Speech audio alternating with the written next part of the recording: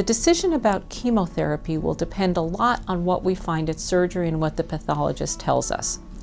Most women will get some sort of treatment, usually a pill that they take for a number of years. Whether or not they get the kind of intravenous major chemotherapy will depend on the size of the tumor, the age of the patient, whether or not it's gone to the lymph nodes, and those are all parts of the conversation that we'll have at their post-op visit.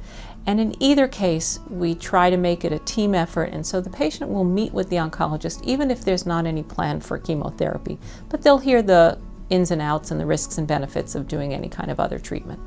Often when a woman hears the word chemotherapy, it's very scary and it's hard to understand and take. But what breast cancer patients should understand about chemotherapy is that when we use the term chemo, we're talking about all the helpful management and medicines that we can give to a patient. So one of the medications, tamoxifen, or one of their cousins, one of their more advanced similar drugs to tamoxifen, is something that we give to almost all women, and we do it for a couple of reasons. First of all, it's great for decreasing the chance of the cancer coming back, and it cuts it by about 50%. So that's great progress that we've made. But in addition, what we learned as we were giving tamoxifen and its related medications is that it also decreases the chance of developing cancer on the other side or in the future. And so we tend to be pretty liberal about giving that. And that's a pill that a woman will take for somewhere around 5 years.